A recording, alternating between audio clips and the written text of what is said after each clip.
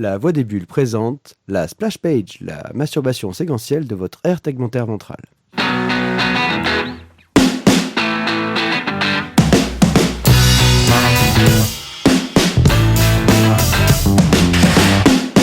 C'est vachement plus dur à dire que je suis passé chez Soch. C'est pas faux, c'est pas faux.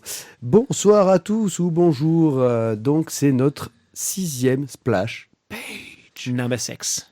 La 6e. Et nous avons ce soir avec nous le docteur. Le voilà. Et oui, bonsoir. Le docteur Cisac. Il est de retour. Il nous a prévu un truc. Il a prévu 3 feuilles complètes. Je vous assure que ça va être une d'insultes. Ça va être long. Ouais, et en plus, vous allez prendre cher. C'est écrit en Arial 2. On a aussi... En monobloc ou... ouais, je suis tapé au kilomètre, tout sans espace, rien, pas de ponctuation. On a aussi One Eye Pied qui est là ce soir. Bonsoir. Et nous avons un invité extraordinaire. Oh oui, Il est de retour avec nous. he'll back. Enfin. Merton. Ouais, Merton. Bonsoir. Oh, Voilà. C'est beau ce que vous faites pour moi, j'adore. Ouais, Bon. une foule en délire de 3, c'est Je terrible. préférerais que tu sois autour de la table, mais bon, on fait comme on peut. Du coup, tu pourrais même partager la bouteille avec nous. tu le regretterais sans doute. Surtout Ça si- ira, c'est gentil, mais ça ira. Ouais, mais franchement, on te proposerait ça vraiment de bon cœur. Ouais, très volontiers. Parce que du coup, Bon. ça nous en ferait moins pour nous, ça serait bien. Parce qu'en plus, on va le boire. Et on a... Ah oui, parce qu'on gaspille pas. Parce que ce soir, nous avons un mauvais vin et en plus, nous allons le finir. On est comme ça, on gaspille rien chez nous. On est sport. Attends, c'est un vin bio, pas déconner, ça se jette pas. Alors, on va commencer tout de suite. Ouais, alors c'est quoi le programme? Ah ben, le programme ce soir, c'est donc la chronique du docteur, la carte blanche à Merton, suivie d'une chronique, j'allais dire, de quelqu'un que je connais pas, mais c'est de moi-même en fait. Une Merde. chronique de moi-même sur Tu vas parler de toi. l'adaptation en bande dessinée. T'as pas dit de quoi il allait parler, Merton? Mais Merton, je laisse le suspense, quoi. Ah, Merton Et, est en suspens. Et Ouais, c'est la surprise. la chronique de pied, ça s'appelle le recommencement. ou Contrôle Alt Supre, j'hésitais. J'ai pas eu le temps de décrire bien le titre comme je voulais. Recommencement ou contrôle alt supre. Allez, on commence. On commence. T'as pas fait le signe du doigt pour... Excuse-moi.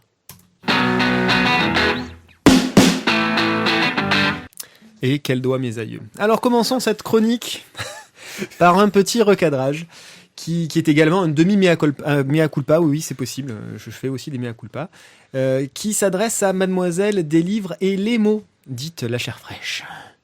Ma fourche a effectivement langué lors de ma précédente intervention. Non, Vous mais verriez la tête de Thio qui, je crois, a pas reconnaître tous les morceaux de l'histoire. Ouais, tu as oublié le contenu de mon précédent Oui. oublié. Bref, c'est pas je grave. préfère peut-être alors.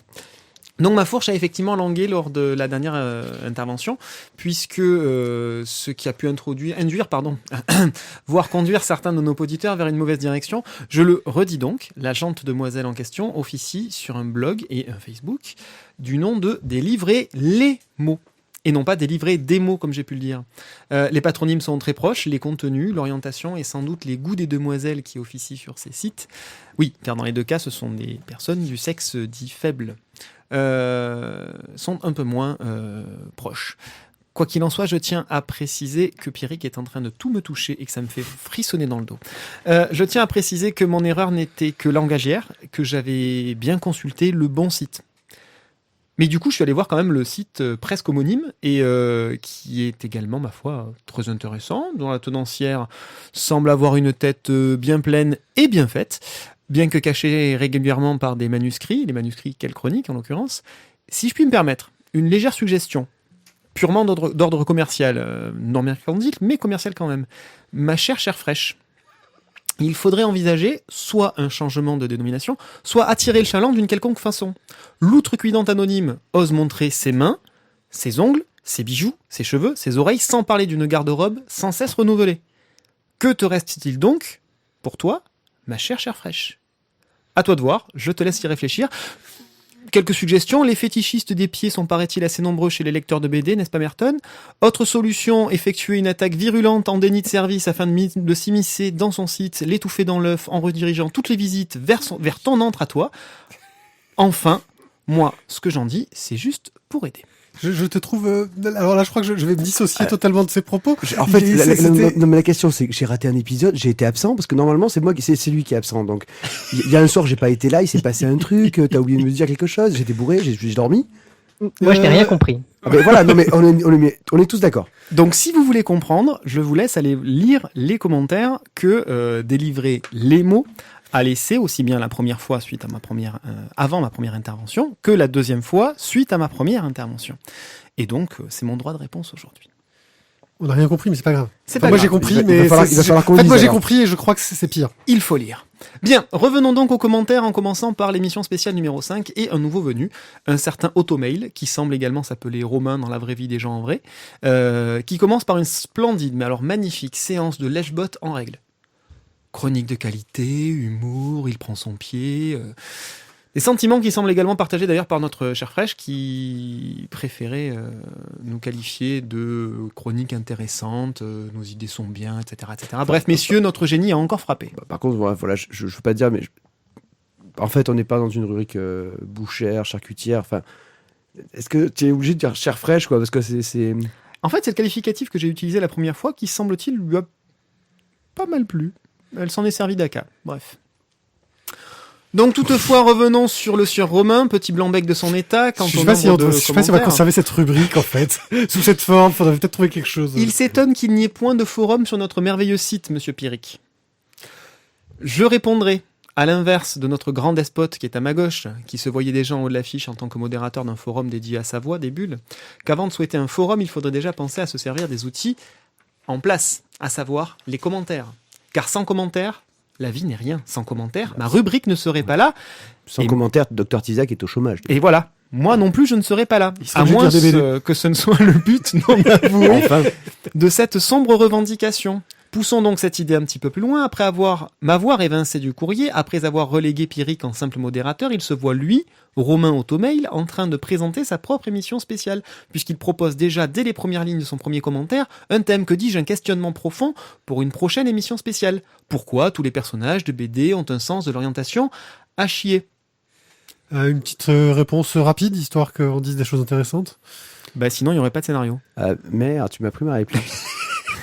Bah sinon, ça faisait pas une référence au film d'horreur? C'est vrai. J'arrête. D'accord. Ouais, non, là, parce que Ok. Ryoga. Parce que Ryoga. D'accord.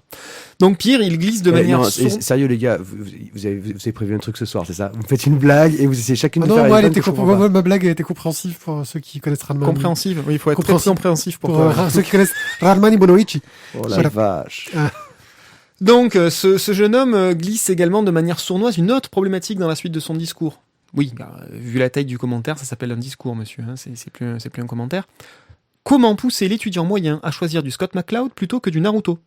C'est une vraie problématique également. Alors Pierrick a tenté d'y répondre en grugeant, hein, clairement. C'est une bonne puisque technique. C'est une bonne technique, je te laisse l'exposer, mon petit Pépé. Alors moi, la technique, c'est, en gros, il tient une bibliothèque dans une fac, ce monsieur, et je lui ai dit, bah, la technique, c'est de prendre la jaquette de Naruto, parce que l'avantage avec les mangas, c'est qu'il y a des jaquettes, et de la mettre sur un autre bouquin. Comme ça, bah, tu fais, oh, regarde le dernier Naruto, et puis tu leur files un truc bien. Ouais, je suis pas convaincu quand même. Hein. J'ai l'impression d'être sur une autre planète. Mais en fait, même temps, ce tu lis soir. jamais les commentaires, forcément, on te perd. Hein. Donc, Ça doit messieurs, être ça. je vous dis attention, soyez sur vos gardes, car les putschistes ne sont pas bien loin. Je suivrai donc les recommandations de ce merveilleux proverbe ouzbek, en gardant mes amis proches de moi, et mes ennemis plus proches encore. Ainsi, sur Romain, je vous convie, que dis-je, je vous défie à venir avec nous pour une prochaine émission spéciale, afin que nous puissions débattre, voire même se battre autour de vos problématiques. Ça pourrait être pas mal, hein. Ça On est en train pourrait. d'essayer de recruter, donc moi, Ah, c'est écoute, toujours, on tente, hein. c'est toujours prenant. On tente. Le temps m'étant compté, n'est-ce pas, je vais accélérer un peu. Alors Romain et Mademoiselle Cherfraîche sont de toute façon du même avis concernant notre traitement des événements autour du Festival d'Angoulême et attendent de pied ferme la suite des débats. Merton, la barre est haute, attention à toi. Ils reviennent en chœur également et je avec l'ai attendu, intérêt sur le classement des livres dans nos bibliothèques respectives. Je pense avoir d'ailleurs reconnu qu'elle avait des bibliothèques Billy chez elle. Il faudrait, je pense, mettre en place Tout le monde a Tout le monde a du Billy. Écoute, Merton, voilà. t'as du Billy chez toi? Oui, qui n'a pas de Billy Ah, voilà, je veux dire, Eh oui. En même temps, quand on met ses ronds dans les bouquins, on peut plus avoir des ronds pour acheter des belles bibliothèques. Hein. Bref. Donc, monsieur Pierrick, je pense qu'il faudrait mettre en place un fil de discussion, voire un forum, effectivement, sur cette thématique unique, qui a visiblement le don d'être universelle parmi les amateurs et les amoureux de littérature de tous horizons. Donc, petite problématique un fil de discussion autour du rangement des bibliothèques. oui, je pense que c'est un bon sujet. Faut que le chef, là, il aille trouver des gens pour en parler. C'est ça. Trouve des gens intelligents. C'est Trouve Thio des le chef gens- de- trouve c'est des Thio le vendeurs. chef de l'émission. Trouve des vendeurs chez Ikea qui ont envie de participer à l'émission. Ça, j'allais dire ça. Ou d'anciens vendeurs chez Enfin, concernant les problématiques autour des séries, de l'attente entre les tomes, de l'oubli que cela peut engendrer, monsieur Alzheimer, il semble qu'il y ait eu un consensus autour de l'idée d'un previously on, que les auteurs et éditeurs devraient intégrer dans leur production tant pour rafraîchir la mémoire que pour réorienter le propos dans le sens où va progresser le nouveau tome. Sur ce point spécifique, et même si Mademoiselle Cherfraîche ne va pas dans le sens de nos remarques sur les sagas de romans, n'est-ce pas Mathieu, je lui proposerai de visionner la série Battlestar Galactica, si ce n'est déjà fait, et de constater l'efficacité et l'excellente réalisation de ces fameux Previously On. Parce que là, on est dans le cadre d'un univers qui est super riche en histoires parallèles, et qui donc nécessite ces Previously. Ou pas. Parce que t'étais pas obligé de voir les webisodes qui étaient entre Sauf les si tu saisons. regardes toute la série en moins d'un mois. Ouais. Oui, mais Donc, du coup, C'est pour ça que chez Netflix, ils te sautent les previously quand ils passent à l'épisode suivant. non, mais t'as les previously, mais tu avais aussi les Ouais. webisodes qui étaient entre les saisons. Faut être en arrêt maladie, sans avoir de femme, d'enfant, et au fin fond de l'Ouzbékistan. Oui, aussi. Quoi. À un moment donné, ça prend un peu du temps quand même. C'est une attaque personnelle, tu penses ou Non, je dis rien. Moi, j'étais juste au chômage. Ah bah voilà, c'est une bonne raison. C'est une bonne raison. Toutefois, je la rejoins, Mademoiselle Cherfraîche, quand elle a l'impression d'être une vache à lait lorsqu'il faut se lancer dans des histoires en un nombre incalculable de tomes. On revient encore une fois sur Naruto, par exemple. Autre idée de fil de discussion, cette fois-ci plus orientée sur qui a la plus grosse. Toturi commence à nous lancer donc sur le nombre de livres que l'on peut lire par mois en moyenne. Messieurs, dames, à vos calculatrices, notamment pour savoir combien cela vous coûte, ou pour savoir le nombre d'étagères qu'il va falloir racheter dans votre bibliothèque Billy pour que les 63 tomes de Death Note rentrent tous à la suite des Naruto sans avoir besoin de déplacer dans un autre meuble les Lucky Luke et les Tintins. Les notes, il y en a moins que 10, mais bon. Je vous laisse plancher sur la question, vous avez 2 heures. Passons maintenant, il était temps à l'émission 127 où un récent venu, un certain Olive, oui pas tout à fait nouveau, suit les traces d'Automail alias Romain en attaquant avec de mièvres compliments avant de se lancer dans les propositions sur les lectures à effectuer, en l'occurrence le très bon Falena, que nous avons lu, presque tous, hein, et bim. Et dont on parlera dans Et dont on parlera dans le prochain One Night Club. Sans oublier un petit tacle, car mis à part Golem, il n'a rien trouvé à se mettre sous la dent, ce jeune homme. Je te jure, les jeunes, il n'y a plus aucun respect. Ouais, Bref. bah on fait pas des émissions toujours aussi bonnes, tu vois. Des fois on a des BD qui sont pas terribles aussi. Hein. Je ne ferai aucune remarque sur le fait que je n'étais pas présent dans les 2 précédentes émissions. Quoi qu'il en soit, ce jeune a la santé, car il commente également de manière très anarchique nos vieilles, voire très vieilles émissions, les One Night Club 65, 66, mais pas par la suite, puis finalement il relaisse des commentaires dans le 80. Bref, soit tu commentes pas, hein, mais t'arrêtes de faire ta mijaurée, un coup c'est oui, un coup c'est non, on n'a pas que ça à faire. Bref, on arrive enfin à l'émission 128 Je où vais t'abonner Olive... de force aux commentaires. Que tu Encore suis. lui est content des propositions. Quand même, il était temps. Mais il chouine sur Walking Dead. Et comme je suis d'accord avec lui, je lui offre un pins de l'émission. Dès qu'on en aura. Ce mauvais esprit face au choix des livres chroniqués semble être une pandémie à l'échelle des poditeurs, puisque Toturi est également touché par ce mal. Et il va chercher la petite bête. Alors tantôt c'est des rééditions, tantôt c'est un recueil, une compilation, tantôt il y a mieux dans le même style. Bref, Pourtant, ça c'était à râle. 128, on avait des bons titres. Ouais, bah apparemment lui tout ce qu'il a retenu c'était Anton. No comment. C'était bien, Anton. Bah ouais. Ouais, enfin bon, ça reste un peu ledge. Bon, malgré tout, son cas n'est pas tout à fait perdu car il reconnaît que nous assurons comme des pros côté technique. Hein. Pierrick, tu te retiens de jouer en public, s'il te plaît? Oui, totalement. Car Attends, notre son, attends, la 128, quand même, il y avait Polar, il y avait Harmonie, il y Ouais, avait, non, mais elle il y était avait bonne, Démocratia, l'émission. quoi. il a dit qu'il y avait mieux dans le style. Il a dit que c'était des rééditions. Il a dit que c'était des compiles. Bref, non mais Bah, la vous rési- avez la un droit, rési- vous Non, avez mais un il droit dit- de réponse. je crois qu'il Vous y a avez le choix. un droit de réponse, mais pas pendant ma chronique. Effectivement, notre son est bien plus net que la plupart des programmes dits professionnels, selon lui, et j'ai envie de dire, il a bon goût. Hein, voilà, il reconnaît notre talent, il reconnaît ton talent technique, Pierrick, même s'il ne te connaît pas dans la vie privée et tout le reste. C'est surtout les coups que je te donne dans la nuque régulièrement pour que tu te rapproches du micro qui aide. Écoute, la plus proche, je mange mon filtre, hein, je peux pas. Voilà, écoutez, chers auditeurs, j'ai envie de vous dire merci pour ces commentaires longs. Du coup, ma chronique a été tout aussi longue. Ça me fait bien plaisir et j'espère que vous non. À très vite. Ouais, non, je suis désolé, mais là, je suis en train de relire tous les commentaires parce que je ne vois même pas quand est-ce que. Donc, excuse-moi, je réutilise ces termes. Cher fraîche, je ne sais pas qui c'est, même si j'ai compris que c'était des livres et les mots. C'est cela. T'as répondu. C'est sur quel truc qu'elle t'a répondu? Ah ben, elle m'a répondu dans l'émission. Moi, je vais vous dans la abonner de spéciale force 5. aux commentaires tous Dans les deux. la vous spéciale suivez un 5. peu, là. Hein, Je demanderai. On- je sais pas Tu comment leur faire. envoies par mail, tu sais, 15 fois avec des rappels, voilà, Ouais. pour être sûr que tout le monde. Non, mais je suis les sûr que je peux les abonner de force avec WordPress. Je vais faire joujou. Ah oui, forcez-nous. Voilà. Au Ouais. pire, je sais que Bon, je suis bah, sûr que ouais. Sylvain sait comment faire générer du spam. C'est une partie de son métier. on va se débrouiller. Quoi, tu bosses dans la publicité? Générer du spam. Eh bien, en tout cas, merci Tizak. C'est vrai que. Ah, ça y est, le vin fait effet, t'as plus de voix. T'as vu, ouais, je crois que c'est parti complètement, quoi. Ouais, alors, on se fait une émission de jeunes ce soir avec la voix qui part en live. Bah écoute, et sérieux, t'as des dons de vin depuis tout à l'heure. À chaque fois, tu trouves la suite. C'est parfait. Ce C'est ça. sera plus tard, ça, quand je ferai la voix d'adolescent post. Enfin bon. Allô Doc, ouais, c'est dit full. Pas loin de ça. Tout de suite, on va quand même passer à notre carte blanche à Merton. Merton. Carte blanche à Merton. Et là, Tizak, t'es passé à côté. Voilà. Non, parce que moi je suis bande à part, c'est tu le sais. tellement Alors classe. Alors, de quoi veux-tu nous parler? Eh bien, on l'a un peu dit tout à l'heure, moi je vais vous parler du merveilleux festival d'Angoulême, le plus grand festival de bande dessinée du monde. Et alors, je ne sais pas si vous avez vu un peu les médias et ce qui s'est passé cette année, mais quand même, ça a merdé quand même, hein, ou c'est moi? On peut dire Globalement, que ça a merdé, oui. je reviens un peu sur les différentes polémiques, mais cette année, ils ont fait extrêmement fort. Donc ça On n'a pas 2 heures, par Merton, le on fait... peut pas faire toutes les polémiques. Hein. Non, mais juste celle de cette année. On évoquera celle des années précédentes. Mais on va aller rapidement sur celle de cette année. Globalement, on a eu la première polémique qui était le fait que eh bien, le festival n'a présenté aucune femme dans la sélection officielle, ce qui a un peu énervé les auteurs, voilà, qui, alors c'est le collectif des auteurs de BD contre le sexisme qui a dégainé en premier et qui a quand même expliqué que ça se faisait pas et puis que c'était quand même pas du tout quelque chose que aujourd'hui en 2016 on pouvait présenter et donc il y a eu toute une polémique, etc. Ils ont, alors en plus avec une volonté affichée du directeur du festival qu'on ne nommera pas ce soir de vraiment masquer en plus la vérité, hein. Alors tous ces trucs-là sont retrouvables un peu sur le web, hein, mais en gros, il a voulu expliquer à Canal+ qu'il avait demandé une liste d'auteurs au collectif des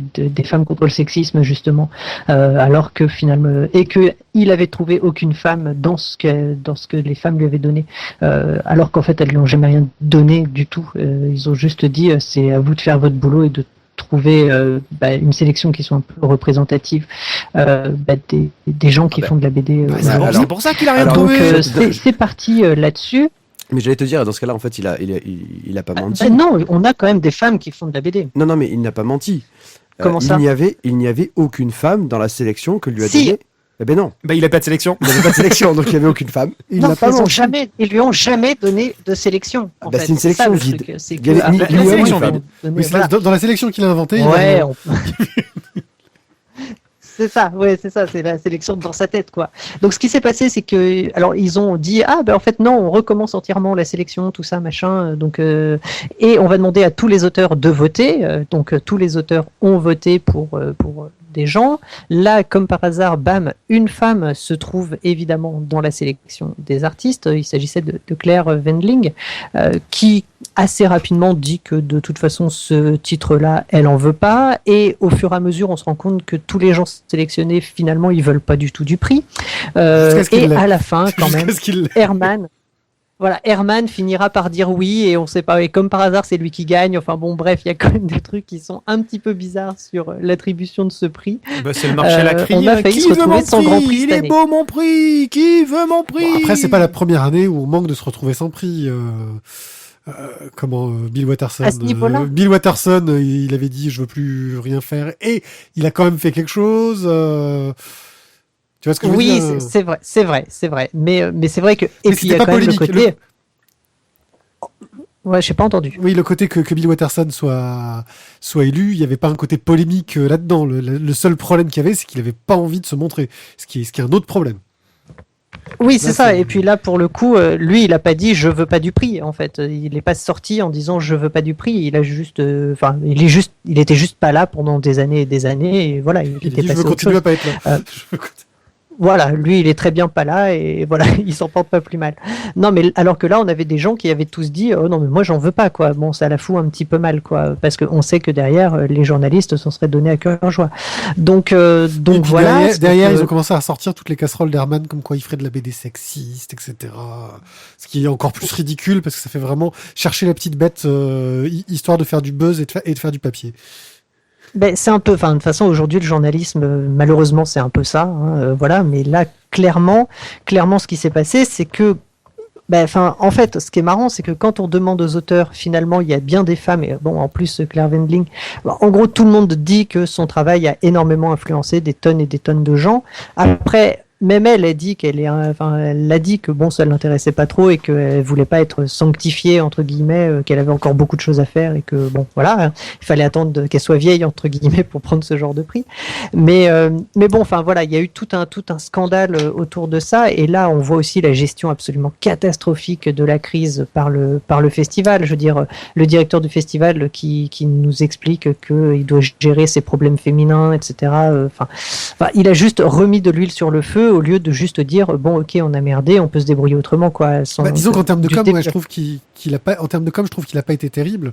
Maintenant, c'est vrai que une fois que la polémique était lancée, il n'y avait pas vraiment. Enfin, je trouve que la solution qu'ils ont choisie, même si elle était bâtarde, hein, c'est beauté en touche, restait la meilleure solution. Parce que c'est vrai qu'effectivement, rajouter des femmes dans la liste, ça faisait genre, on prend pitié, votez pour elles parce que vous vouliez des femmes. Et donc, elles auraient eu aucune légitimité à être élues. Et si elles avaient été élues, ça aurait été genre, ouais, mais on leur a donné parce qu'il y a eu la polémique. Enfin, tu vois, c'était vraiment bâtard. Non mais quoi. ça on est d'accord. En fait, la solution en elle-même était pas forcément mauvaise. Moi, je parle de la période entre les deux, en fait, de la période de battement où il passe sur les plateaux pour dire qu'en gros, si les femmes sont pas dans la sélection, c'est parce qu'elles sont nulles, en fait. Où il a juste rajouté de l'huile sur le feu pour finalement, sous la pression qu'il a lui-même, ouais, il a mis de l'huile sur le feu, ça lui est revenu à la tronche et globalement, sous la pression, il trouve une solution qui est, pour le coup, plutôt une bonne solution pour sortir un petit peu par le haut de ce truc-là, quoi. Donc là, pour le coup, oui, la solution était pas mal, mais c'est comment il a rajouté de l'huile sur le feu entre-temps, quoi. Voilà, la solution, donc, c'est que tous les auteurs pouvaient voter pour 3 personnes de leur choix. Exactement. Et on verra d'ailleurs sur la deuxième polémique qui arrive à la fin qu'il a refait exactement la même technique de on rebalance de l'huile sur le feu, quoi. Donc la deuxième polémique, j'y viens. Donc ça commence à se tasser, machin, tout se passe bien. Le festival a lieu, les gens sont contents de payer des dizaines et des dizaines d'euros pour avoir leur dédicace et attendre des heures même sans une bouteille d'eau. Bon bref, ça c'est forcément formidable. Et oui, mais ils sont rentrés en courant avec leur petite chaise, donc ils méritent. Exactement. C'est un concert de YouTube ou quoi? Toi, t'as jamais vu les vidéos de l'entrée du festival d'Angoulême? Non. Ah, faut que je te montre ça. Ouais. C'est à voir.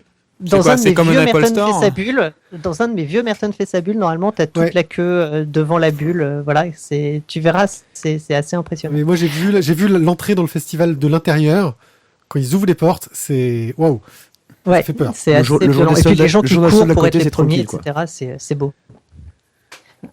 Donc arrive la remise des prix et là ils ont eu une idée absolument formidable. Un truc exceptionnel. C'est là vraiment la personne qui a eu cette idée vraiment il mérite, je sais pas, peut-être un Oscar de l'humour, je n'en sais rien. Oui, non, mais attends. Mais globalement, Berton, il faut se dire la personne qui a eu eu l'idée, mais aussi les peut-être 5 ou 10 personnes qui étaient à la réunion et qui ont validé l'idée. Celles-là aussi, quand même, sont exceptionnelles. Parce qu'avoir une idée de merde, global. Oui, parce qu'avoir une idée de merde, ça arrive à tout le monde. Qu'on te la valide. Que tout le monde la valide, là, par contre, tu te dis, c'est quand même compliqué. C'est un chemin tortueux, hein, on est bien d'accord, et vraiment bien pourri du début à la fin. Ils ont décidé de remettre des faux fauves. Le principe du faux fauve, c'est on va trouver en gros un chat, un chien, un léopard ou n'importe quoi dans ta BD, et du coup on va lui attribuer le prix. Mais plutôt que de prendre des BD qui n'étaient pas en compétition pour lever le doute, etc., ils ont décidé de donner les prix à des BD qui étaient en compétition. Voilà, en disant, il y a un chat là, donc c'est lui qui a gagné le fauve. Manifestement, alors, quand on lit pour le coup, quand on lit le texte qui a été lu par la personne qui a fait ce sketch, c'est vrai que on se rend compte à tête reposée, etc., que ça semble de l'humour, etc. Bon, ça semble assez décalé. Le problème, c'est que alors moi j'étais pas dans la salle, mais manifestement ça a certainement pas été assez joué sur scène et que les éditeurs ont cru que leur œuvre avait gagné les prix. Et sans être joué, sans forcément le côté joué, c'est que t'as des éditeurs pour qui il y a une pression autour de ces prix. Exactement, c'est ce que j'allais dire, c'est-à-dire que pour certains éditeurs, recevoir un prix Angoulême, ça peut aller jusqu'à vouloir dire une année de plus de survie pour la maison d'édition. Voilà, quand t'es Glénat ou Delcourt, t'en as rien à faire. Enfin, c'est sympa. Exactement. T'es content, quand t'es Cornelius ou tout ça, c'est pas tout à fait la même danse, quoi. Voilà. Donc c'est une vraie pression, une pression qui est aussi, financière, parce que mine de rien, un prix Angoulême, ça fait vendre beaucoup. On sait que l'association a survécu très longtemps grâce à Persepolis. Par exemple. Voilà, c'était le truc qui les a fait parce qu'il y a le film aussi derrière. Et avant le film, le fait qu'il y ait eu cette BD, ouais. Tu vois, et un titre qui est mis en avant dans la presse, ça peut aider une maison d'édition à survivre. Ça donne une grosse visibilité, c'est vraiment essentiel pour le. Ouais, et puis ne serait-ce que les petits stickers, les petits trucs, etc. Immédiatement c'est mis en avant chez les libraires. Il y a tout un truc derrière. Et aujourd'hui, c'est vrai que le Festival d'Angoulême sert à faire vivre l'édition comme ça, en fait, parce que derrière, ils savent qu'il y a le festival est connu. Il a une renommée nationale et internationale, et du coup, quand on a un prix Angoulême, on vend sa BD, Donc, en fait, en tout cas, il y a eu une confusion. En tout cas, les éditeurs et certains auteurs n'ont pas compris ce sketch-là, et allant jusqu'à envoyer des textos en disant c'est à leurs écrivains, à leurs auteurs qui étaient parfois aux États-Unis, etc., en leur disant c'est bon, c'est nous qui avons gagné, alors qu'en fait, pas du tout. Moi, ce système-là, ça m'a fait penser à t'imagines un prof ou un surveillant dans le lycée où tu as passé ton bac et qui arrive une heure avant l'apparition des résultats et qui colle les affiches aux bons endroits, dans les bonnes vitrines, mais c'est des faux résultats. C'est ça. T'es là, t'attends, tu vois ton nom sur la liste, tu appelles tout le monde, t'appelles la terre entière, t'appelles ta grand-mère morte pour dire j'ai mon bac. Tu rentres chez toi et une fois rentré chez toi, tu as les potes qui t'envoient des textos. Et là, tu regardes sur internet. C'est ça. Là, en plus, la blague aurait pu marcher si on avait été il y a j'allais dire 20, mais peut-être 30 ans, où en gros, le gars il fait sa blague et puis une fois qu'il a fini, ils disent c'était une blague. Et puis, il s'est rien passé, les gens, ils ont attendu dans la salle. Là, le problème, c'est que le gars, il fait sa blague, et pendant qu'il fait sa blague, tout le monde est en train de tweeter comme un bourrin pour dire, oh, regarde, le machin. Oui, mais en même temps, je pense que tu peux faire la même blague, mais en la donnant, par exemple, à des auteurs qui sont morts, tu vois, comme je te disais, là, quand on en a parlé. Oui, c'est ça, ou à des œuvres qui étaient même pas en compétition. Des œuvres qu'on veut mettre en avant. Le fauve à Little Nemo, tu vois, tiens, on va appeler, je ne vois plus son nom. Toi aussi. Ah mon Dieu. Voilà. Ah, c'est horrible. Et exactement. Et là, c'est le gros blanc. Et donc, tu vois, c'est Mac quelque chose. Winsor McKay. Winsor McKay. Donc, du coup, et tu dis, nous allons appeler Winsor McKay. Nous l'avons quasiment par téléphone. Elle est opératrice, tu vois. Tu fais une blague à la con, mais tu fais des trucs avec des personnes qui sont mortes. Mais là, on était en tout cas dans un truc, qui était probable, qui était trop probable. C'est t'as des personnes réelles qui sont montées sur scène et qui ont cru avoir un prix. C'est ça qui est exceptionnel. C'est ça. Et puis qu'on a fait a priori ensuite, qu'on a viré pas forcément très gentiment derrière. Ça s'est pas bien passé, quoi. Globalement, il y a vraiment eu un souci de gestion et c'était pas du tout une bonne idée. Alors là encore, on pourrait se dire ce genre de conneries. C'est une affaire sérieuse, ça se fait pas n'importe comment. Et là, clairement. Ouais, mais là on est dans la BD, on rigole.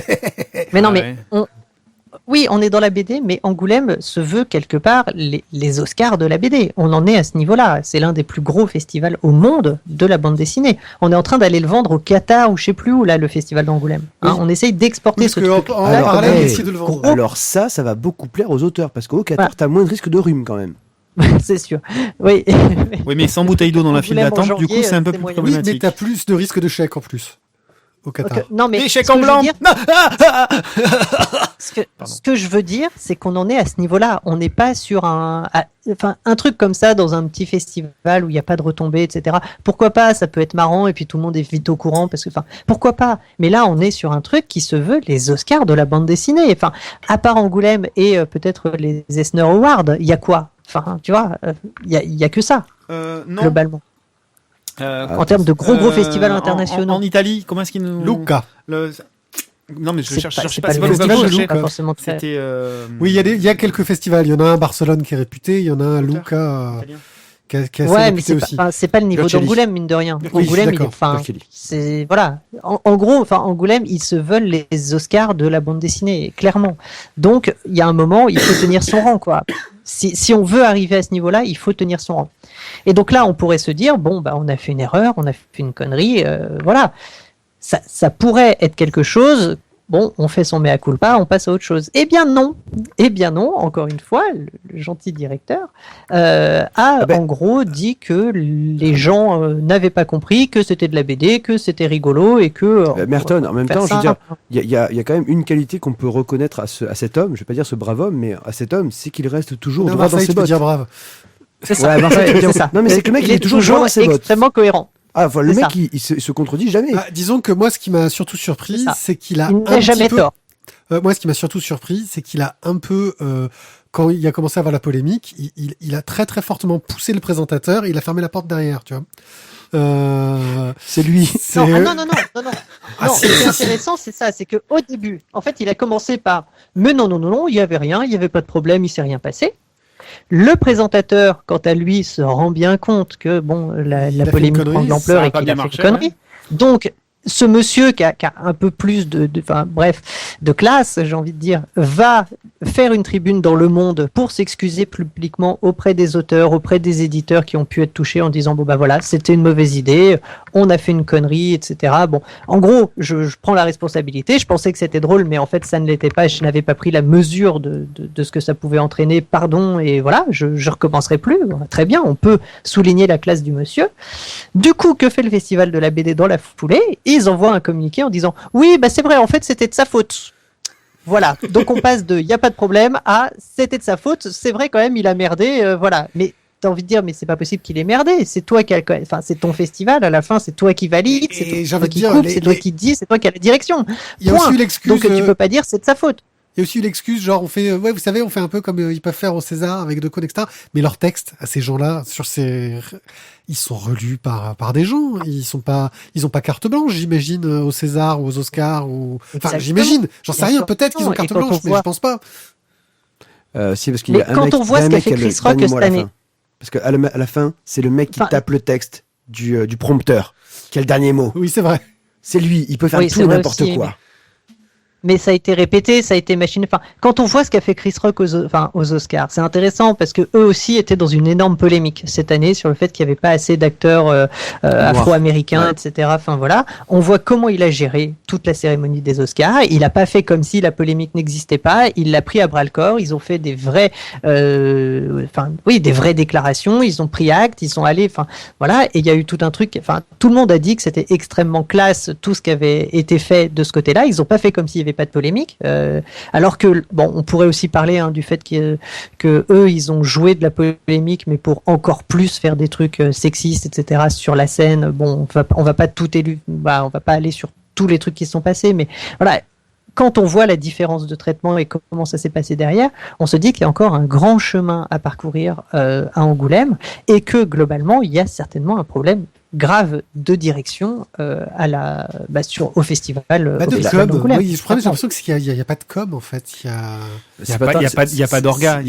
C'est pas normal que le présentateur. C'est un peu comme quand on a un gouvernement comme ça avec des ministres qui font des déclarations. Non, à ça tout bout de champ. Non, mais tape politique. Tape point Godwin, c'est au revoir. peu importe. Non, tu es évincé pendant 2 minutes. Tu fais partie d'une équipe. Coupe le micro, il est évincé 2 Ah ben, minutes. si tu veux, je parle PSG alors. Mais ça, non, ça ne faut pas. Mais le principe reste le même. Tu fais partie d'une équipe, donc il doit y avoir un porte-parole. Et c'est pas n'importe qui balance sa sauce à n'importe quel moment. Ouais. Là, le présentateur, je comprends très bien qu'il ait senti qu'il est merdé, qu'il ait senti que son idée, il pensait qu'elle était bonne et dans la réalisation, ça a merdé, qu'effectivement personne n'a servi de garde-fou dans tout ça.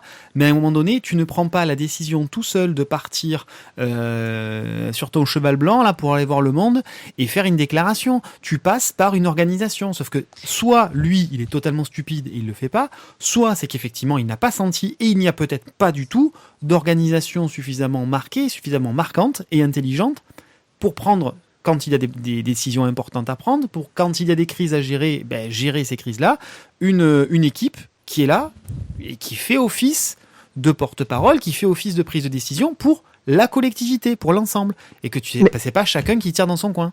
Bon, Moi, je suis assez d'accord avec ça, mais en fait, moi, j'en arrive à me poser une question. C'est est-ce que toutes ces polémiques et tous ces scandales à répétition, année après année, parce que si vous reprenez, tous les ans, à Angoulême, il y a un scandale. Oh, mais attends, Merton, c'était ma chronique de la splash page numéro 5, ça. Ah, voilà. Non, mais tu ne m'écoutes pas. Non, mais la question, en fait, moi, j'en arrive à me demander si le directeur d'Angoulême n'est pas quelque part, je sais pas, le Jean-Marc Morandini de la bande dessinée, cherchant à tout prix le clash pour faire parler de lui. Enfin, c'est vraiment cette question-là. Parce que cette année, par exemple, alors c'est sur du neuf, c'est... Il recevra le Morandini d'or. Non, mais Xavier Gilbert a fait une petite, c'est vue éphémère en fait, où il a compté les articles et sur les articles de presse, donc il y en a eu de presse nationale, il y en a eu 74 articles sur le festival et donc il y a plus de la moitié, donc 38, étaient consacrés aux polémiques. C'est-à-dire que hors polémique, en fait, on ne parle quasiment pas d'Angoulême en fait finalement, et en tout cas, il n'y a pas eu de décryptage pour savoir qui était, très peu de décryptage pour savoir qui était le Fauve d'Or par exemple, etc. Il y a eu que 3 articles sur le Ici de Richard McGuire. Il y a eu beaucoup d'articles sur Lucky Luke pour le coup, qui était une grosse expo. Mais bref, en gros sur le cœur sur la BD en elle-même, il y a eu peu d'articles et beaucoup d'articles sur les polémiques autour et ça a fait de la presse quoi. Et là du coup la suite de la polémique, donc ça a été la réaction donc des éditeurs, et des auteurs aussi maintenant. Alors les auteurs, ça fait un bail en gros là les auteurs commencent un peu, j'ai l'impression, et de plus en plus à vraiment se souder. Là, c'est vraiment tout ce qui est autour de leur régime de retraite là, qui a permis quelque part de souder et de faire qu'il y a une sorte de mouvement syndical qui se met en place et qui est de plus en plus fort. Les auteurs sont souvent contents d'aller à Angoulême, mais plus pour voir les copains que pour le festival en lui-même. Et là, les éditeurs en ont marre, quoi. Bon, moi, quand je bossais dans la BD, c'est vrai qu'ils en avaient déjà, ils avaient déjà des critiques à faire à Angoulême. Mais là, cette année, c'est vraiment un peu la goutte d'eau qui a fait déborder le vase.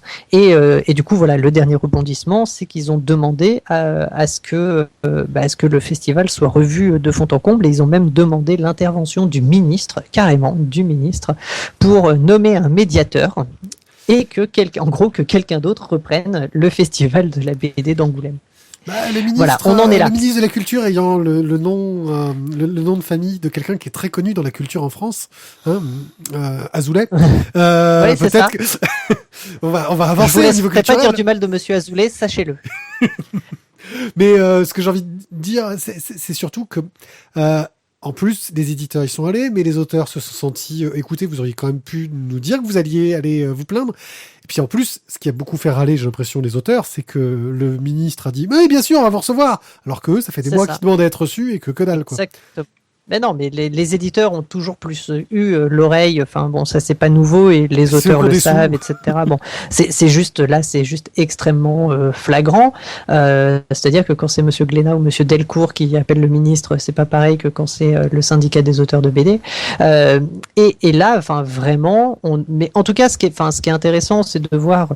Bon, il y a des trucs de toute façon. Je sais pas si vous vous souvenez, il faudrait revoir un peu tout. En gros, je crois toutes mes chroniques où je passais au One Eye Club après Angoulême où je disais du mal parce qu'il y avait souvent des polémiques sur le financement, des polémiques sur les petites magouilles politiques autour d'Angoulême et comment ils récupéraient des subventions ou des choses, le fait qu'ils se soient débrouillés pour que la Cité de la BD n'ait pas le droit de communiquer sur ses propres expos pendant le festival, etc. Enfin, il y a eu des trucs quand même assez violents qui se sont passés sur Angoulême. Et là, on est sur le fait où certainement à cause de ce genre de raté, etc. La pub qui est faite devient de plus en plus négative et moins positive, et que les appuis politiques risquent à un moment ou à un autre de sauter, quoi, parce que je pense que les politiques au bout d'un moment en ont marre de se prendre des coups de fil ou des trucs et avoir des choses à gérer. Là, on a quand même une ministre qui a été obligée en 2-2 de nous sortir tout un truc pour faire des chevaliers des arts et des lettres, là. Voilà. Oui. Le coup des Chevaliers des Arts et des Lettres.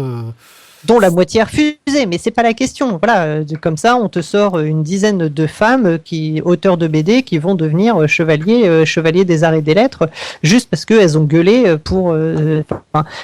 Je veux dire, il y a un moment où c'est un peu n'importe quoi. Et puis quand on voit, qui ils ont choisi, on se rend bien compte qu'ils savaient pas trop à qui ils s'adressaient, quoi. Parce que, je crois que j'ai rarement autant ri que quand j'ai appris que Tonks était nommé pour être chevalier.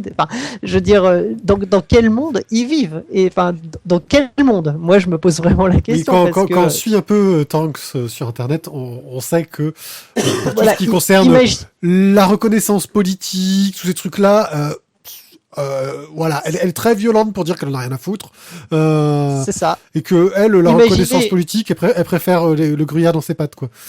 C'est ça. Imaginez une seule demi-seconde qu'elle pourrait accepter.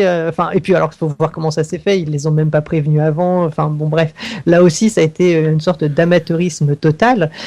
Imaginez, un demi-millième de seconde que Tonks pourrait accepter ce genre de truc. Je sais pas sur quelle planète il faut vivre. En tout cas, il faut pas vraiment connaître le milieu de la bande dessinée pour proposer ce genre de truc. Clairement, on voit que ça a été fait à la va-vite et que c'était juste pour essayer de contrebalancer la première polémique. Et on le sait, le festival a des gros appuis politiques. C'est pas nouveau, c'est depuis des années, et c'est plus ou moins normal pour une manifestation comme ça qui draine quand même beaucoup de gens. C'est assez logique. C'est aussi la suite d'une grande politique qu'on a eue dans les années 80, d'avoir des centres névralgiques pour certains arts. Donc on avait eu Arles pour la photo, par exemple. Donc Angoulême, c'était la BD. C'est la suite de cette politique-là, qui est une vieille politique, entre guillemets. Oui, c'est ça. C'était de dire que la culture devait être partout, en fait, et que du coup, on allait faire des choses un peu partout, et qu'on aurait des points comme ça. Voilà. Bon, pourquoi pas, mais là, on commence à voir la limite de ça, sachant que quand on entend les éditeurs, etc., il y a aussi ne serait-ce que des questions très logistiques, très bassement matérielles, qui font que venir à Angoulême en janvier, alors que la ville a à peine de quoi accueillir tout le monde en termes de capacité hôtelière, des choses toutes bêtes comme ça, c'est de plus en plus compliqué au fur et à mesure. Quoi. De quoi ? Ils n'ont pas assez de couverture. Non, mais pour que les gens n'aient pas froid. C'est toujours la croix pour pouvoir se loger, etc.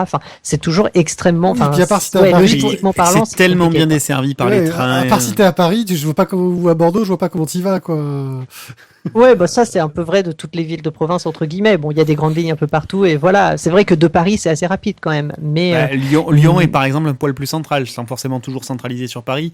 Lyon est quand même un poil mieux desservi. Ils ont un très bon festival, paraît-il, Lyon BD. Oui, après, c'est vrai que ça pourrait être dans une grande ville, ou même ça pourrait être Bordeaux, tout simplement. Bordeaux qui a été intéressé à un moment quand il y a eu des bisbilles avec la ville d'Angoulême. Un spectacle itinérant. Tous les ans, on change. Alors après, c'est un problème de marque, parce que là, on sait que c'est Angoulême, et du coup, voilà, si tu dis le festival itinérant, ce sera un peu plus compliqué. Tu l'appelles le festival France BD, monsieur. International français. C'est beau. N'est-ce pas? Et tu mets Super Dupont sur la couverture. Et tu mets Super Dupont sur En tout cas, là, on voit que cette année, quoi qu'il arrive, à mon avis, ça va être une année charnière, parce que les éditeurs montent au créneau, et faut pas oublier que c'est quand même eux qui financent une bonne partie du festoche, avec des stands qui coûtent un bras. Et encore, une fois que tu as donné ton bras, tu n'as pas assez. Je n'ai jamais compris le financement d'Angoulême, du fait que les éditeurs payent, les visiteurs payent, l'État paye. Je comprends pas, en fait. J'ai jamais vu un festival. Et les auteurs ne sont pas payés. Et les auteurs ne sont pas payés. J'ai jamais vu un festival qui a autant de sources de revenus. Alors après, je sais pas, les expos, ça coûte peut-être super cher, j'en sais rien. Mais j'hallucine de voir que c'est un festival qui a beaucoup de sources de revenus, et qu'au final, ce soit aussi amateur derrière, quoi. Alors j'ai pas leurs chiffres, mais ça me fait halluciner. Mais ça me fait halluciner, en fait. Pour en revenir à ce qu'on disait tout à l'heure, c'était exactement ça, c'est qu'il y a un problème d'amateurisme au niveau de l'organisation. C'est ça. Mais en fait, moi, enfin, j'ai envie de dire qu'après, il y a forcément des frais sur un festival comme ça, parce que tu as une équipe à payer à l'année pour l'organisation des trucs, la logistique, la communication, etc. Bon, ça, c'est assez normal qu'il y ait des frais fixes qui soient importants. Mais déjà, ils donnent des cocktails au cognac à tous les jours. Ils donnent des cocktails au cognac à tous les journalistes. J'ose même pas imaginer combien ça leur coûte. Oui, c'est vrai qu'on est bien reçu en tant que journaliste à Angoulême. C'est vrai qu'on était pas mal. Ouais, j'aimais bien. J'ai fait une fois, merci à toi d'ailleurs. Voilà, j'en referai bien, mais c'est vrai que non, mais après, mais ça c'est normal. Enfin, j'ai envie de dire, c'est vrai dans beaucoup de festivals et c'est vrai dans beaucoup de lieux que de toute façon t'es bien reçu quand t'es journaliste, etc. Bon, c'est pas ça qui à mon avis coûte le plus cher en termes de poste. Ça va être les salaires à l'année, ça va être les structures à monter, les trucs comme ça qui ont des coûts quoi. Mais c'est vrai que derrière ils ont quand même pas mal de sources de revenus pour finalement pas tant d'animation que ça en fait, c'est-à-dire que si t'enlèves les stands avec les auteurs et les stands des éditeurs en gros il va pas rester grand chose en fait. Il y a quoi, 4-5 expos en gros, c'est ça? Et encore si t'enlèves celle de la Cité, parce que celle de la Cité, par exemple, l'expo Lucky Luke cette année, qui a été machin, c'est une expo Cité de la BD. C'est-à-dire que si tu veux y aller là, elle y est encore. Elle est encore à la Cité de la BD et tu peux y aller hors festival. D'accord. Voilà. Donc, voilà. Et moi, la dernière fois où je suis allé à Angoulême, le seul truc qui m'a un peu intéressé, c'était l'expo Uderzo, qui était, pour le coup, aussi, encore une fois, une expo Cité de la BD, quoi. Et pour avoir discuté à l'époque avec Gilles Simon, il nous disait très bien que lui, il avait le budget à l'année, pour faire vivre la BD à l'année à Angoulême, il avait le même budget que le festival pour 3-4 jours, quoi. Voilà.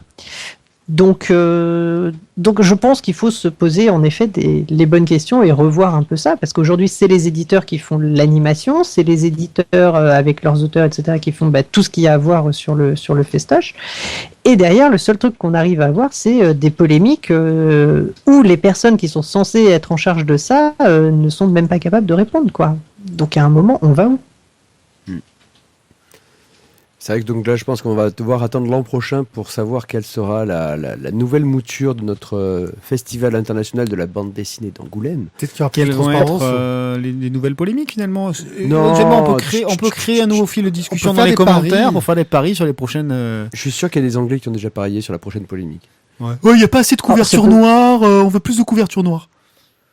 Non, là pour le coup, on va voir un peu comment ça se passe la discussion avec les éditeurs, mais là de ce qu'on sent, les éditeurs ont envie de reprendre un peu la main sur le truc, quoi. Il n'y a pas assez d'auteurs noirs représentés dans la BD, on voit pas à quoi ils ressemblent, mais il n'y en a pas assez. Non, mais ça leur coûte extrêmement cher de venir et de faire vivre le festival, etc. À mon avis, les éditeurs vont reprendre un peu la main là-dessus, quoi. Le problème, c'est que 9art+, qui est l'association, la structure, c'est pas une asso, c'est une entreprise, qui a la concession du festival, là pour je sais plus encore combien de temps, c'était des concessions de 10 ans à l'époque. Donc, je crois que c'était renouvelé 10 ans parce qu'ils ont foiré leur dénonciation de la. À mon avis, je dirais que je pense que il y a eu un truc comme ça. La remise, la vraie fausse remise des fauves peut-être passer pour une faute grave. Et je pense que tu dois pouvoir dénoncer le contrat sur un truc dans ce style quand même. Enfin, après, ça doit être une question d'avocat. Là, je suis clairement pas dans mon domaine. Mais... Ouais. Après, ça dépend, ça coûte des milliards. Voilà. Mais en tout cas, c'est sûr que c'est pas. En tout cas, c'est eux qui ont la concession, c'est eux qui ont ce truc. Et quand on voit un peu comment se passent les discussions entre guillemets avec le directeur, on voit bien que de toute façon, de son côté, lui, il n'y a jamais de problème. Enfin, tout est tout à fait normal tout le temps et c'est les autres compteurs, quoi. Ça a été toujours sa ligne directrice. Le problème, c'est que c'est qu'une question d'image, parce que si tu demandes aux gens qui étaient au festival comment ça s'est passé. Ça s'est passé très bien. Le truc qu'il y a, c'est que ce qui en ressort dans les médias, ce sont les bourdes.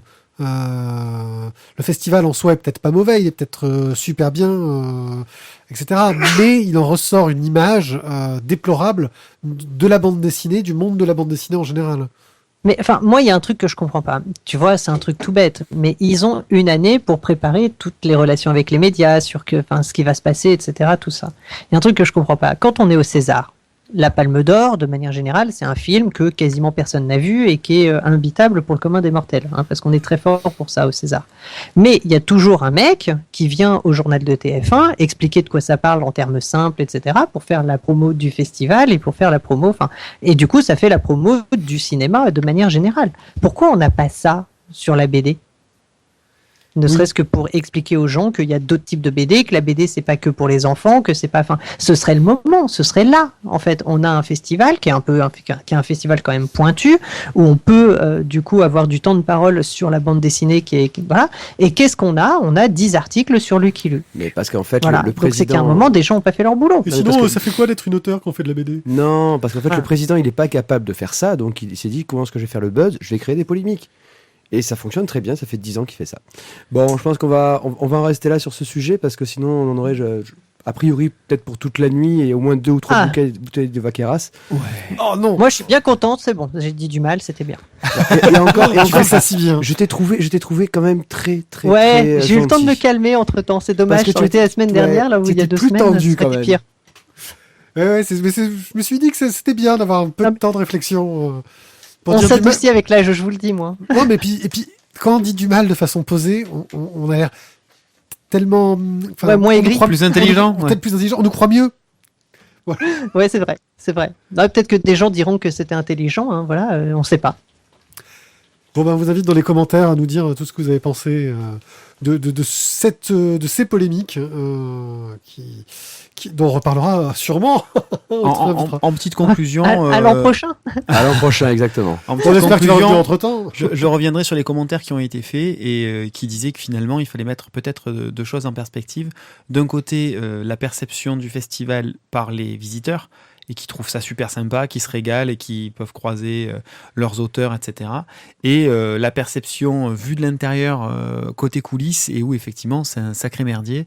Et effectivement, toutes les années, voilà, il y a des polémiques sur l'organisation, sur la façon de se gérer. Mais à l'arrivée, le visiteur du festival, de manière générale, il trouve son compte. Donc il y a quand même pas tout à mais moi jeter j'ai non envie plus. de dire, le truc c'est en effet je dirais le visiteur lambda il va y trouver son compte, mais globalement pourquoi ? Parce que c'est une grande librairie, c'est une énorme librairie, qu'en effet les éditeurs font venir les auteurs, etc. Mais en gros, en quoi le festival en lui-même, tu vois, qu'est-ce qui fait le festival pour faire ça ? Parce qu'en fait, c'est juste les éditeurs qui viennent au même endroit au même moment. Tu vois, si on prend que les bulles, finalement, le festival fait quasiment rien là-dedans. Il n'y a même pas Dupuis. Dupuis, ils viennent 1 an sur 2, ouais.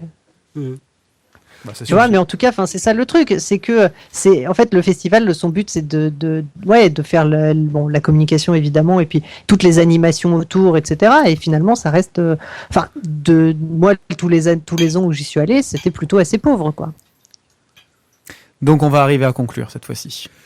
Ouais, pardon. Non, c'est Isaac qui a fait exprès de te relancer, rien que pour faire chier. Mais tu sais, c'est comme en jeu de rôle en fait. J'aime bien pousser le maître de jeu dans ses retranchements. Et là, c'est pareil. Mathieu présente l'émission, c'est sa 6e et voilà. Et donc du coup, en fait, c'est à ce moment-là où je lui ai fait plein de gestes, mais comme c'est que auditif. Là, vous avez rien vu. Voilà. Eh bien, on va donc. Je te remercie visuel, beaucoup. Non mais je t'emmerde. Oui, mais c'est visuel. Non mais l'émission n'est que auditive. Mais là, c'est auditif. Va chier. Ça, c'était voilà. Bon, alors donc voilà, ça c'est. Sinon, il y a bonne ambiance ce soir. Merci beaucoup, Merton, en tout cas pour. Merci à vous. Et tu peux continuer à rester avec nous pour les superbes chroniques de moi-même et dire du mal de nous. Et de Wadaï. Non, c'est pas mon genre. C'est bon, j'ai dit du mal pour la semaine. Là. C'est bon.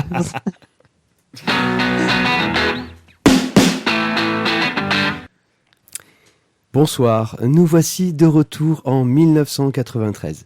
La France n'est pas encore championne du monde de foot.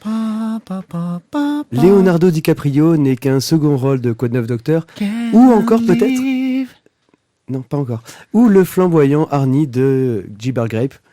Vous savez, aussi avec le non moins excellent Johnny Depp. Vous savez, cet acteur, en fait, qui était un vrai acteur, avant d'avoir un petit peu trop consommé d'une sorte de rhum frelaté et que des dreadlocks lui ont poussé. Enfin voilà, 1993, le lycée, du poil au menton, les hormones en folie. Bref, la sentence vient d'être prononcée par Madame Mille. Tu devras lire Le Rouge et le Noir.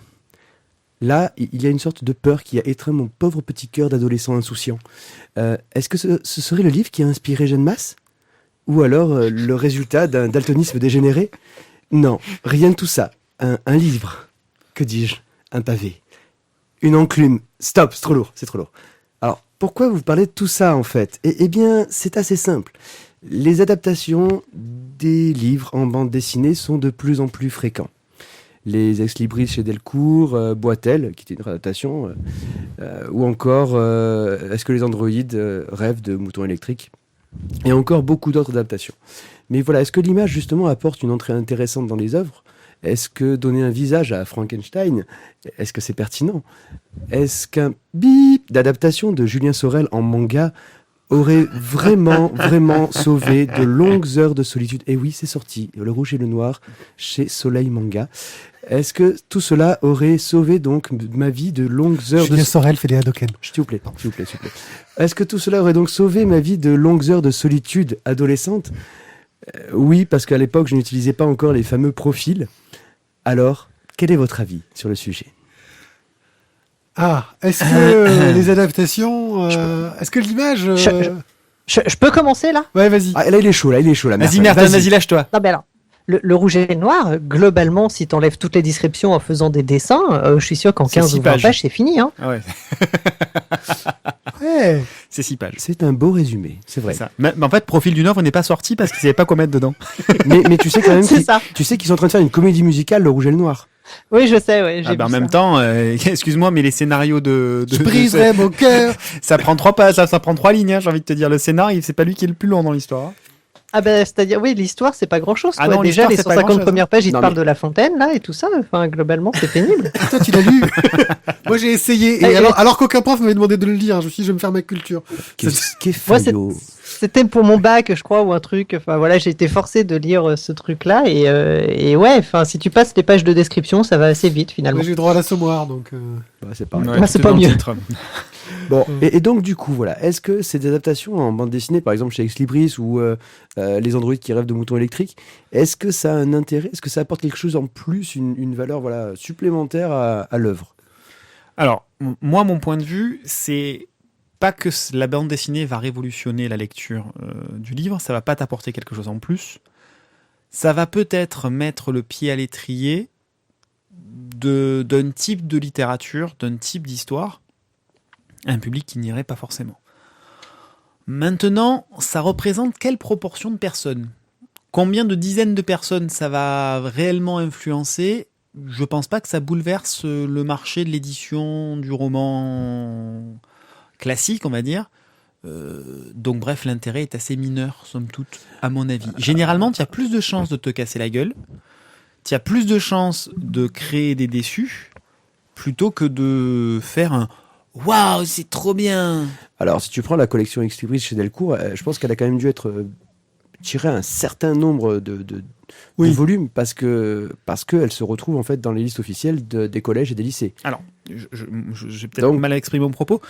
C'est pas le nombre de BD qui est vendu, c'est le nombre de romans par la suite qui est vendu.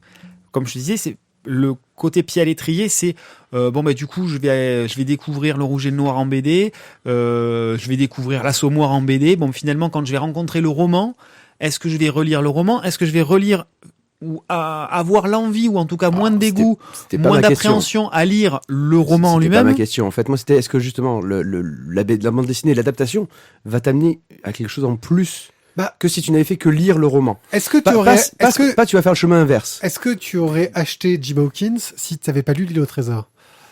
Non, mais là, voilà, Denis, là je suis c'est- dans ce sens-là. C'est dans ce sens-là. C'est-à-dire que moi, je te dis pas, tu vas lire Jim Hawkins, d'un coup, tu vas dire, tiens, je vais lire Les Trésors. Est-ce que les adaptations sont pour les gens qui connaissent déjà l'œuvre et qui donc vont avoir genre un résumé, genre j'ai adoré ça, j'ai la flemme de relire le pavé, je vais me lire la BD, ou est-ce que c'est pour faire découvrir l'œuvre à des gens ?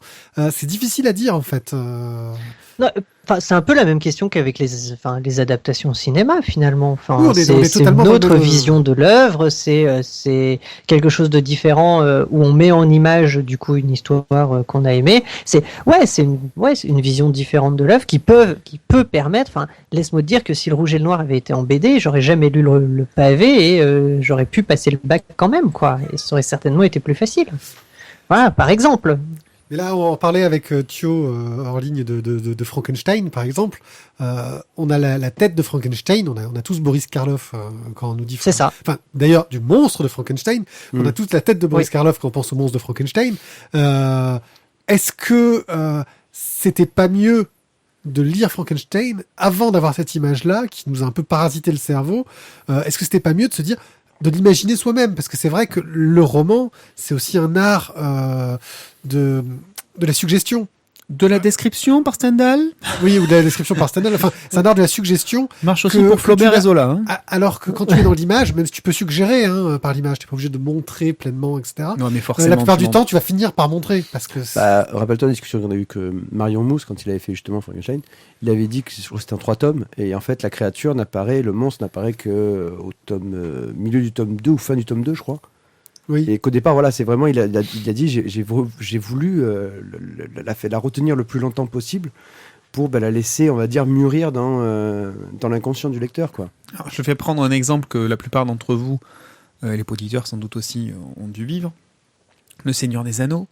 Il y a forcément, à la lecture des romans, des images mentales qui vont se créer et qui sont fondamentalement différentes de l'adaptation qui en a été faite au cinéma. Alors pas aussi badass dans ma tête. Alors, en fait, je suis pas sûr, parce que... Je dis différente, je dis pas mieux ou moins bien. Non, mais je dis différente. Je dirais non, parce que moi, les images que j'avais du Seigneur des Anneaux, c'était Alan Lee.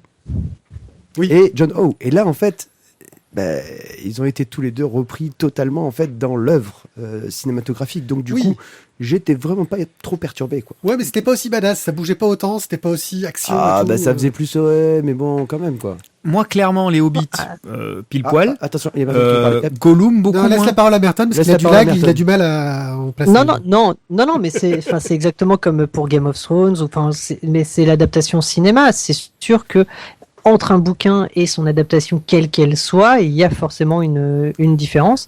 Et en même temps, moi, je trouve ça super intéressant parce que ça donne une diversité de points de vue et les gens peuvent entrer par où ils veulent. Et si l'univers, etc., les intéresse, parce que quelqu'un pourrait être passionné par l'univers de Julien Sorel, par exemple, et se dire oh là là, c'est formidable, je vais regarder tout. Parce qu'on a déjà les films, Le Rouge et le Noir, qu'on peut déjà se taper, qui ont été faits à l'époque. Enfin, voilà, c'est une autre manière de rentrer dans l'œuvre et les comédies musicales en font partie aussi, d'ailleurs. La comédie musicale Les Misérables a fait découvrir le roman aux États-Unis parce que ça a été un énorme carton là-bas et finalement ça a été une porte d'entrée vers autre chose, etc. Et là c'est pareil, c'est beaucoup plus badass que dans le roman. Bref, voilà, moi je suis pour. Moi je trouve ça cool, au contraire, ça fait plus de porte. Non, mais je dis pas que c'est pas cool, mais c'est vrai que à quel moment tu te dis je vais faire une adaptation, d'où te vient cette volonté, et si tu veux faire une adaptation de quelque chose, c'est que c'est quelque chose que tu as apprécié, et donc la pression pour l'adapter est d'autant plus forte, j'ai envie de dire.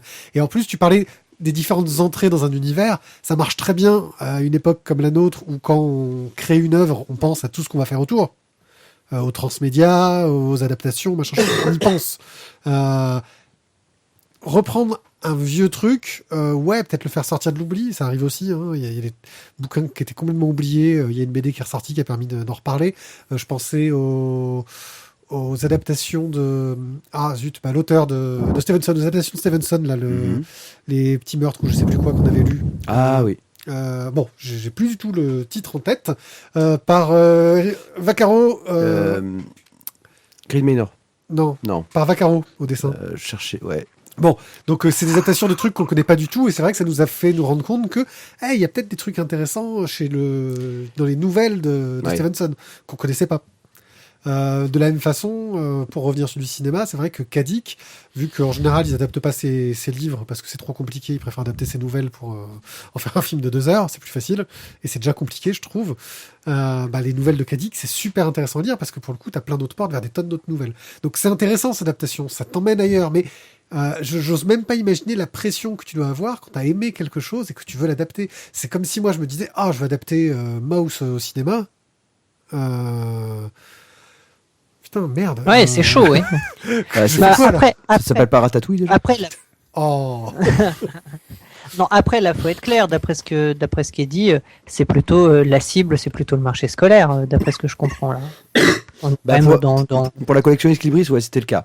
Après, c'est vrai Voilà, que c'est plutôt un truc pour les moutons. scolaire. On se dit, on reprend les classiques, on les adapte, etc. Et on a déjà un moyen d'écluser un peu les trucs, quoi.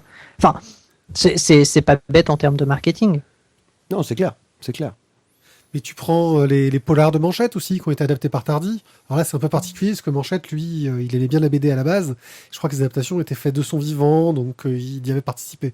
Manchette, il faut savoir que c'est un auteur de romans policiers connu, qui est aussi le traducteur de Watchmen. Ce qui est pas rien comme boulot.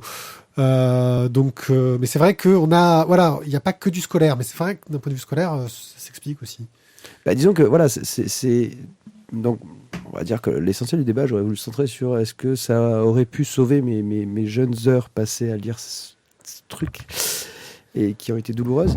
Ou Moi, je pas. pense que oui, parce que si j'avais une Est-ce que BD, tu ne te Ouais, serais c'est pas sûr, posé la putain. question de la fidélité de l'adaptation par rapport à l'œuvre originale? Ah, Parce mais que j'en si ai- tu non, commences à quand t'es sortir... quand t'es jeune, tu te poses pas la Ouais, mais question. alors tu Non, alors comprends, ça, j'en comme aurais elle était rien eu à blonde, faire. il s'est jeté dessus. Sauf qu'en fait, dans l'œuvre originale, elle était pas blonde et voilà. Ouais, mais ça, j'en et aurais rien eu à faire, c'est pas grave. Disons que j'aurais peut-être au moins déjà, si tu veux, vécu le truc de manière un peu plus rapide. Et à la fin du bouquin, je me serais peut-être rappelé vraiment d'un peu plus de détails, parce que c'était vraiment chiant. Enfin, j'ai trouvé ça chiant. Alors Ça, par et en contre, plus, ce qui est génial, c'est que du coup, tu peux travailler avec les profs l'adaptation, et ça, c'est formidable. C'est-à-dire que ça leur donne un premier support. Vous avez lu le Rouge et le Noir parce que vous étiez forcés, pas de bol, les gars. Bon, bah là, on vous met la BD, et tu peux parler après justement des adaptations au cinéma, etc. Enfin, en termes scolaires, en termes de formation, moi, je trouve ça assez intéressant dans le processus, quoi. En termes, voilà, clairement formation. pour le coup. Mais il faut que ce soit une démarche de l'enseignant, dans ce cas-là. C'est ça. Ben, oui, enfin après, il suffit de mettre le truc au programme et puis ça suit. Hein, tu sais, ils sont comme ça, les enseignants. Non, commence Je vais me pas. faire taper, je vais me faire taper. Commence pas, Tisac, parce que c'était une discussion qu'on a déjà eu tout à l'heure. Non, on mais- était là, on était bien, on était sympathique. je sais bien. On parlait pas de leur travail à eux deux, là, on peut vite changer de sujet. Attention.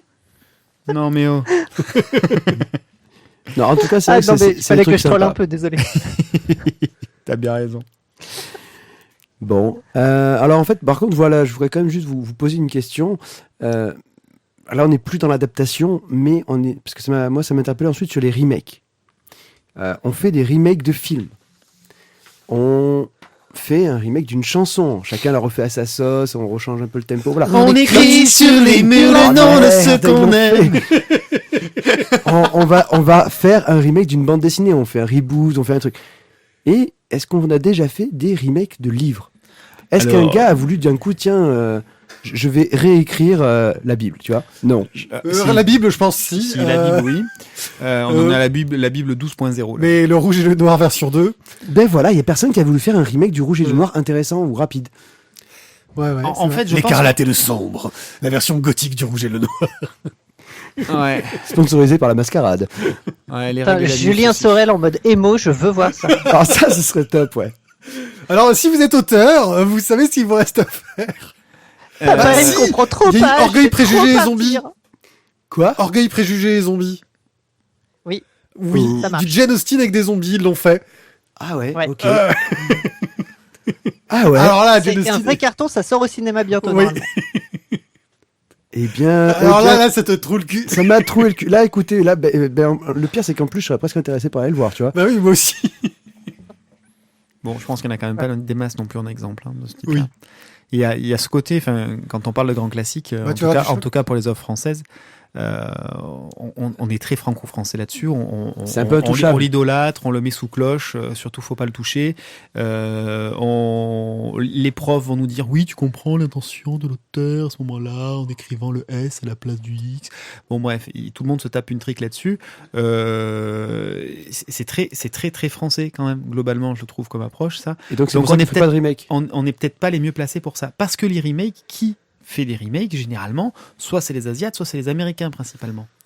Ouais, et, enfin, moi, et ils vont pas forcément s'intéresser à la littérature. Voilà. Attends, quand tu vois le nombre de Moi, je suis remakes pas américains d'accord de avec films ça. français, Moi, je suis pas du tout d'accord avec ça. Enfin, on est en ce moment dans un truc de remake parce que bon bah je sais pas si c'est un problème pour trouver des nouvelles idées, etc. Mais regardez ce que faisait à l'époque Corneille ou Racine, c'était des remakes, hein, en fait, de ni plus l'Antiquité. ni moins. Je veux dire, quand ils réécrivent les tragédies grecques, etc. C'est du remake où ils les écrivent à la mode française en faisant du 12 pieds, de l'alexandrin qui rime bien, etc. machin, et on remet la tragédie grecque pile poil comme il faut dans les pièces de théâtre de l'époque. Et voilà. Bon, après, entre-temps, il y a eu le droit d'auteur, etc., qui a fait que c'était un peu plus compliqué. Mais finalement, le remake a toujours existé. Hein. Enfin, Nouveau débat. et on le a droit Anouilh qui a d'auteur réécrit. est-il euh, un anti-remake. On suit le gars pour plus tard. Hein.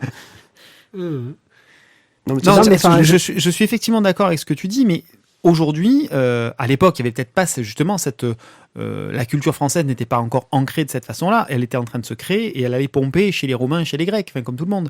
C'est ça. Maintenant, On va pomper chez les Américains. maintenant c'est l'inverse, c'est-à-dire que la France a mis en place sa propre culture parce que philosophie des Lumières, parce que machin, parce que bidule, cour des rois et mais compagnie. parce qu'on a inventé maintenant- le droit d'auteur. Enfin, c'est Montaigne qui. C'est les autres qui Non, viennent, c'est qui viennent comment piocher chez nous. C'est les autres, non, c'est les autres qui viennent piocher chez nous. On est les Grecs ou les Romains d'il y a 2000 ans, quoi. Non mais enfin oui, enfin et puis enfin c'est vrai que nous on est la patrie du droit d'auteur, etc., qui a un peu mis les trucs et qui a un peu sabré justement la possibilité de faire des remakes, et qu'aujourd'hui c'est beaucoup plus ancré, et que surtout il y a aussi plus de moyens pour les trucs de loisirs, et surtout dans le cinéma. C'est pour ça que ça se fait surtout dans le cinéma. C'est aussi une question de moyens, quoi. Ils peuvent se payer les droits de refaire les choses. C'est ça. Parce qu'ils achètent cher. Très cher. Ok, bon, bah, donc du coup, aujourd'hui, j'aurais pu éviter de lire Le Rouge et le Noir en le regardant à la télé. Tu aurais pu, mais entre Derrick et Taggart, quoi. Ah, mais en 93, il y avait quand même des bonnes séries. Il y avait Code 9 Docteurs. La fête à la maison. La fête à la Hartley Cœur à vif surtout. Oh yes, Oh c'est oui. vrai. Entre Merton, Hartley merci. et 21 Jump Street. Ah non, c'était déjà fini. C'est déjà fini. Eh ben oui, Johnny. Bah, en Johnny, rediff. ouais. Pas en remake, mais en rediff. Non, parce que Johnny il faisait déjà du cinéma, enfin du vrai à l'époque, avant de faire le pirate, quoi. Enfin bon, on va clôturer. Merci à vous en tout cas de m'avoir répondu et d'avoir dit que j'avais perdu ma jeunesse. À la suite. Ouais, c'est pas à cause de ça. Salut.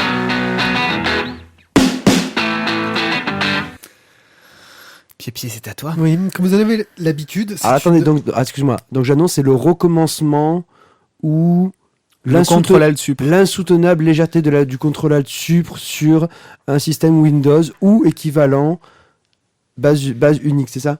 Ouais. Avec une pomme. En fait, Avec une je vais vous parler de tout ce qui est relance, redémarrage. En fait, quand j'ai vu que Les Glénat, relances des huissiers. Pardon, excuse-moi, je t'ai coupé. quand j'ai vu que Glénat allait nous sortir Ghost, qu'on va chroniquer dans la prochaine émission, ils nous le ressortent. En dehors de l'inquiétude sur le format, hein, c'est assez classique chez Glénat Comics, je me suis demandé, mais pourquoi j'ai lu Ghost en VF lors de sa sortie il y a très longtemps chez Semic, donc c'était il y a 15 ans. Hein. J'avais trouvé la série plutôt cool, surtout parce qu'il y avait des superbes dessins de Matalé, d'Adam Hughes, que j'adore. Et puis il y avait de la poterie. Quoi oui, je vais y revenir. Réfléchissez. Et Terry Dodson a même fait un numéro qui a vieilli, mais enfin bon, là je les ai ressortis pour jeter un œil. Ça a vieilli, surtout les couleurs quand même, qu'on pris un peu cher, mais c'était super fun. Bon, on était dans la mode des jolies filles avec des guns. Tu pouvais ouvrir n'importe quelle BD, t'avais des jolies filles avec des guns, et c'est tout ce que je me souvenais du scénario. C'est déjà Vraiment. pas mal. Hein. Voilà. Alors oui, la fille c'est un fantôme, il y a quand même un détail qui va en plus. Niveau scénario, on a vu un peu plus profond. Donc on a une vieille série, et chez Dark Horse, ils se disent, hey, on va tout refaire à zéro. On vire le cadre Art Nouveau de la ville d'Arcadia, qui est l'endroit où se passait l'histoire, et on met ça dans un Chicago sombre de la vraie vie qui fait peur. C'est important. On rajoute des acolytes losers pour faire rire. Ouais. Et c'est dommage un peu, parce que je trouve que le côté Art Nouveau, c'était le truc original qui permettait de justifier la plastique de l'héroïne, autrement que comme une projection machiste, tu vois, le côté un peu standard. Ils l'ont gardé sur la jaquette de nouvelle maquette. Bref, la nouvelle série n'est pas mauvaise, on y reviendra prochainement, mais pourquoi avoir recommencé du début si c'est pour raconter autre chose, pourquoi avoir gardé le même personnage? Ça m'a donné envie de revenir un peu sur les différentes raisons qu'il y a de redémarrer, de rebooter une série. Alors d'abord, il y a le relaunch. Le relaunch, c'est classique chez les éditeurs américains. En général, c'est pour faire un nouveau point d'entrée pour le nouveau lecteur. On prend le personnage qui existe depuis super longtemps et on relance la série en disant que ça va être un numéro 1. Parce que les premiers lecteurs maintenant sont à la retraite sont et à la qu'il faut retraite, un voilà. nouveau public. Personne va lire les 75 ans d'épisodes de Batman avant de commencer la série. Surtout qu'il y a eu un moment où il y avait 5 ou 6 séries en parallèle, alors t'imagines le nombre de milliers de pages que t'as à lire. Le relaunch de Tintin, ça va être une tuerie. Non mais Tintin, il peut tout de suite, ça va. C'est pas tout de suite. Hein. Ouais. Non, il faut attendre 52 ans après pour éviter les problèmes de droits d'auteur. Pour qu'ils gardent les droits. Il faut donc de temps en temps remettre à plat le statu quo pour permettre au lecteur de ne pas être perdu et de rentrer dans l'histoire. Mais comme il faut aussi satisfaire les anciens lecteurs, on n'oublie pas les aventures passées, on y fait référence de temps en temps. Alors pour Batman, ils ont essayé de faire un vrai relaunch où ils effaçaient tout ce qui existait avant, mais ils n'ont pas réussi parce que c'est Batman, quoi. Du coup, on en est à 28 Robin. Voilà. Mais pour Ghost, putain, c'est pas la version avec Patrick Swayze, personne connaît. Si, moi. Je veux dire, cette série-là, personne connaît. Et Demi-Moore. Il y a Whoopi Goldberg aussi, quand même. Oui, c'est vrai. C'est vrai. Oh, quel Il y a casting. Whoopi. Bon, bref, pour cette série-là, Et la poterie. ils oublient Et tout, la ils poterie. recommencent à zéro en essayant d'adapter le concept à notre époque, quitte à en trahir certains fondements. Alors, c'était pour toi. J'ai relevé la tête, et ça, c'est pour moi. C'est ça. Fondement, il lève l'oreille. Alors, ça, c'est le relaunch. Après, il y a le reboot. Alors, le reboot, ça permet de ressortir un concept vieillot des tiroirs, de l'adapter à la mode du moment, et parfois d'en conserver les droits d'exploitation. C'est aussi une bonne technique pour garder les droits sur le personnage, et il faudrait pas que quelqu'un pique le concept pour en faire un film. Voilà. Parfois, c'est justifié. Alors, par exemple, il y a eu un reboot de Bob et Bobette. Alors, Bob et Bobette, je sais pas si vous avez déjà vu, c'est un truc super ancien, mais qui est un carton belge de folie. Alors, à l'ancienne, c'est pas possible. Alors, ils en ont fait un autre, ça s'appelle Bob et Bobette Euphoria. Et là, c'est devenu badass, avec des gros flingues, des morts, tout ce que tu veux. Ça a plus grand-chose à voir avec l'original. Mais bon, c'était un vieux truc, ils ont commencé à vouloir vraiment leur mettre au goût du jour. Pourquoi pas. Ghost, c'était les années 90. C'est pas si vieux que ça. J'ai dit 90, c'est les années 2000 en fait, parce que j'ai vérifié les dates après avoir écrit l'article. Oubliez toute la mythologie. Rappelle-toi, Con of Doctor. Ouais. Oubliez toute la mythologie à la base de cette série. Je trouve ça un peu dommage, parce qu'il n'y avait pas grand-chose en fait qui avait été écrit. Il n'y a pas eu des tonnes de numéros. Ensuite, il y a une autre technique pour repartir sur une série, ça va être le hors-série. Si tu veux pas prendre de risques, si tu veux attirer des nouveaux lecteurs et pas te mettre les fans à dos, tu peux botter en touche.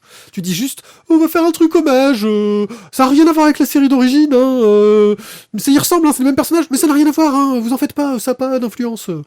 Donc tu prends les aventures de Spirou par exemple, c'est un bon exemple, mais il y a aussi le cas du Valérian de Larsenet, et tous les univers alternatifs qu'on peut avoir dans les comics, les Elseworlds qu'il y avait eu chez DC Comics par exemple, avec le Batman victorien, le Batman vampire, le Superman Red Son, enfin le Superman communiste, etc. Ouais. Donc ça permettait de revenir sur le personnage, de reprendre ça.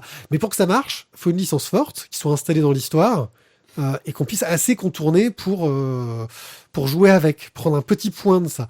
Et c'est pas le cas de Ghost. Franchement, je veux dire vraiment... il y a eu 6 numéros parus en France, quoi. Enfin, qui en a entendu parler? C'est un truc, mais ils étaient obligés de mettre à la fin du tome un petit résumé pour le dire. Le previously. Ouais. Non, mais là, ils ont mis le afterly. Ils l'ont mis après. Après, t'as une autre option, c'est le spin-off. Alors, le spin-off, c'est de faire un produit dérivé.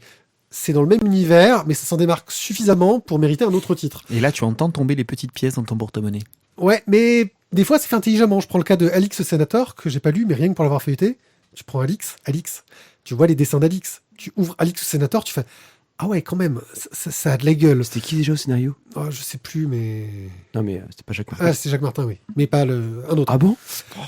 Donc, Ça, c'est pas le même, ouais. Alix Senator, ça nous présente Bonjour les petits enfants. un Alix plus vieux. C'est pas le jeune que tu vois dans les BD. Où Il y a il Alix bouge le pas. jeune et Alix le vieux. Avec un style graphique moins antique, clin d'œil, et des scénarios plus matures. Voilà, tu mimes vachement bien les scénarios matures, Thio.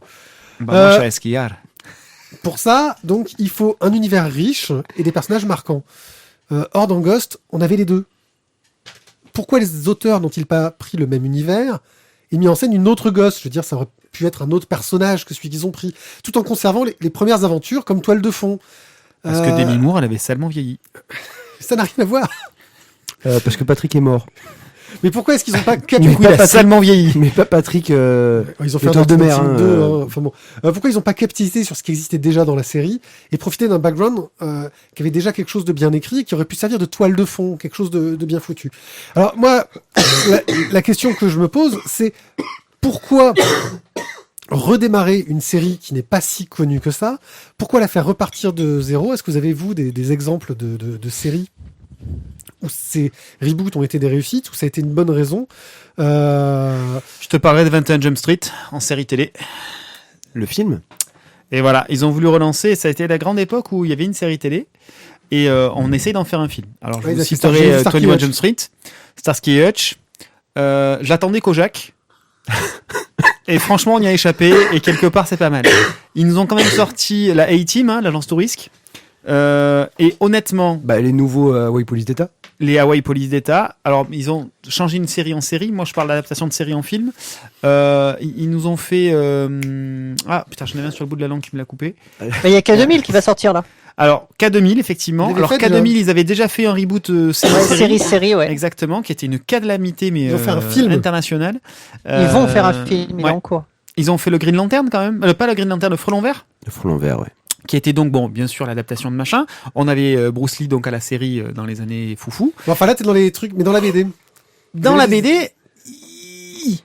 T'en fais pas beaucoup. Le problème, c'est que c'est pas le même type de marché. Hein. Oui, voilà, c'est pas le même type de là, marché. t'es sur des trucs très mainstream et déjà des valeurs fortes, entre guillemets. Donc, tu sais que tu vas de base attirer un public.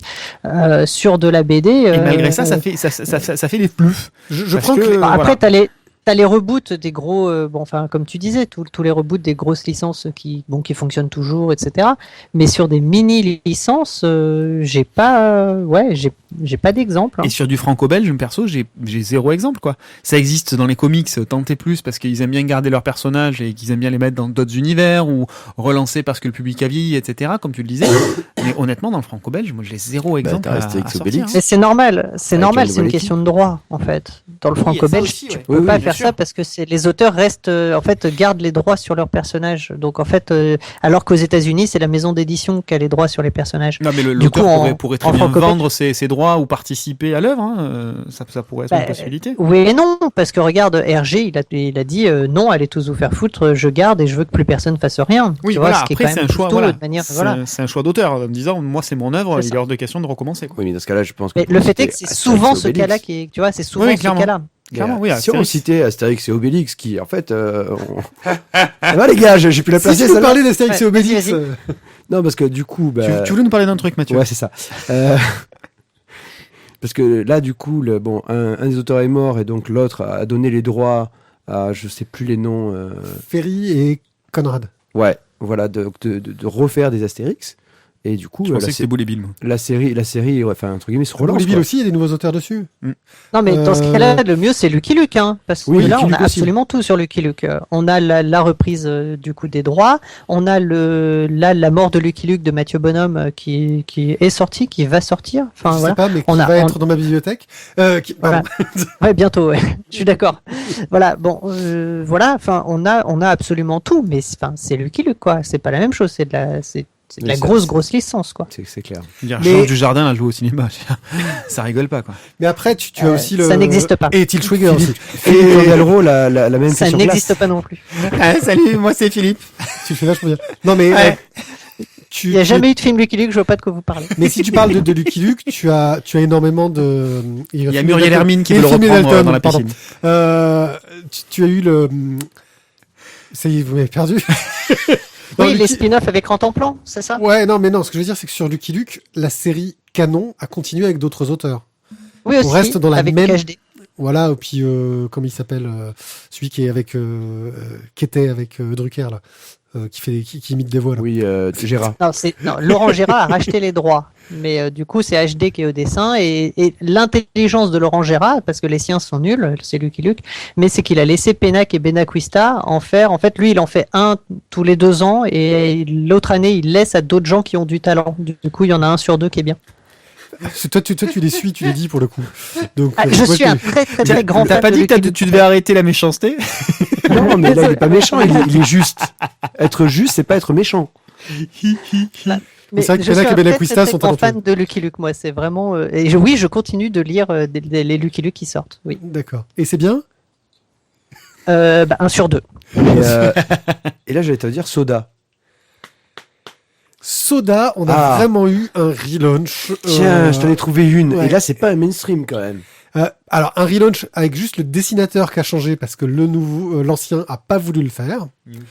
Non, je les ai pas, c'est mon frère qui les a. Donc, ils sont en Corse. C'est loin.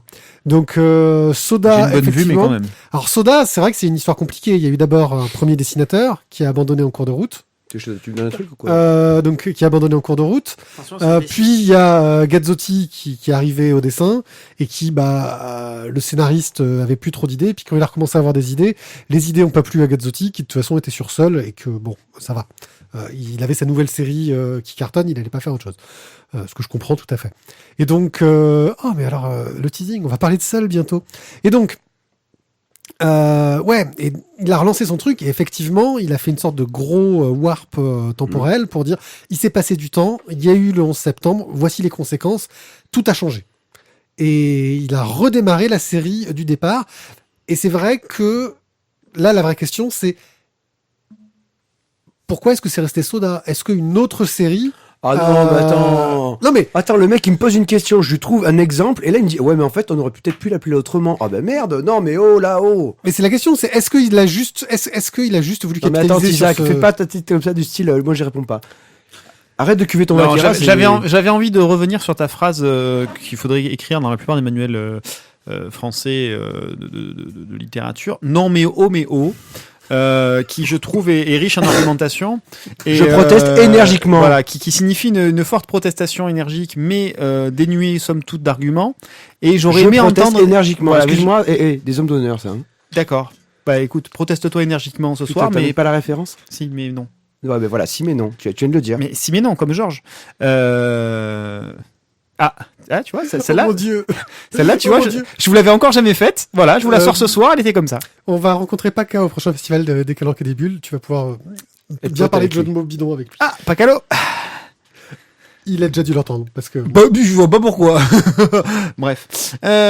Donc, Mathieu, essaye d'argumenter, s'il te plaît, derrière ton non mais oh. Non mais le mec il me pose une question, il me dit est-ce qu'on a déjà fait des relaunchs de séries franco-belges? Je lui dis oui, Soda c'est un excellent exemple parce que ce n'est pas du mainstream.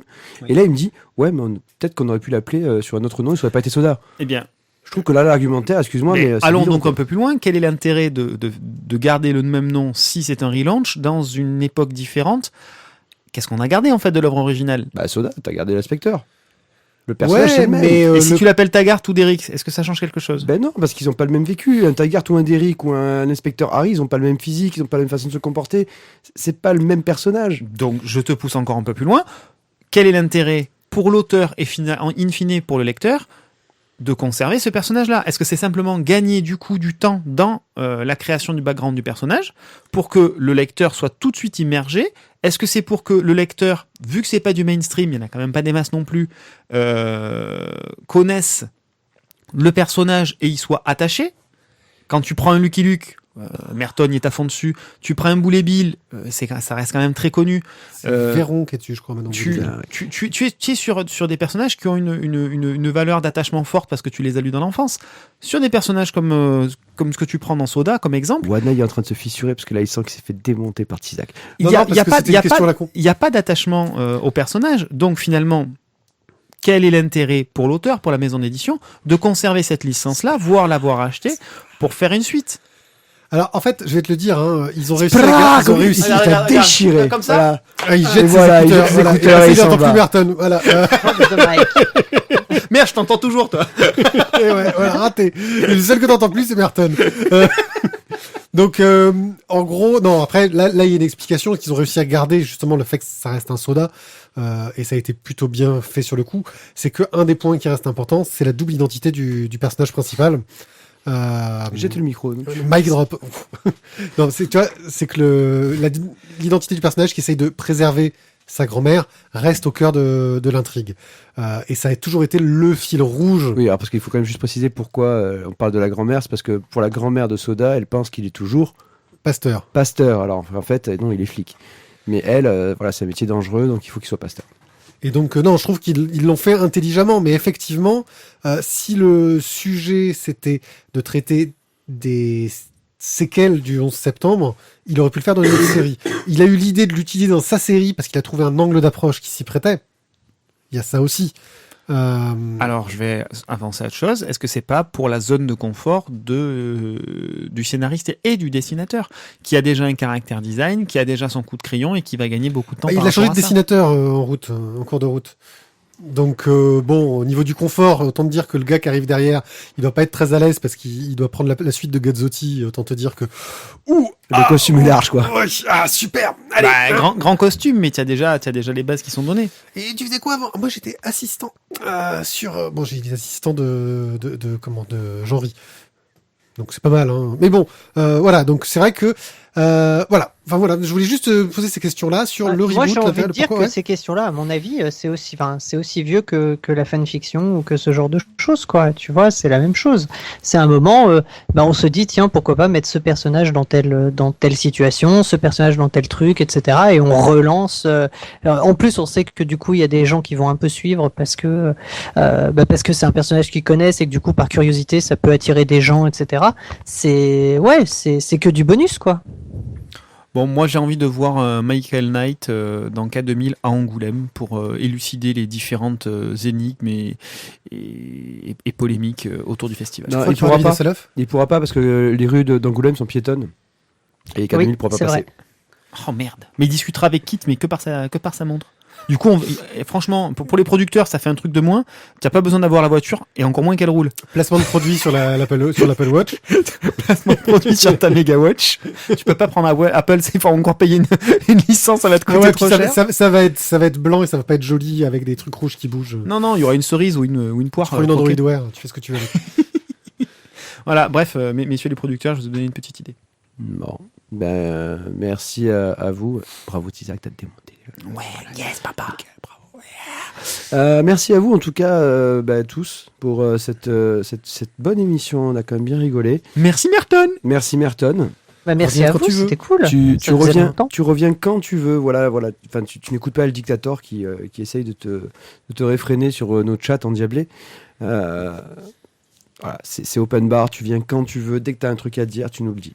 Et tu seras là. D'accord, Tu seras l'invité. avec plaisir. Tu peux être l'invité permanent.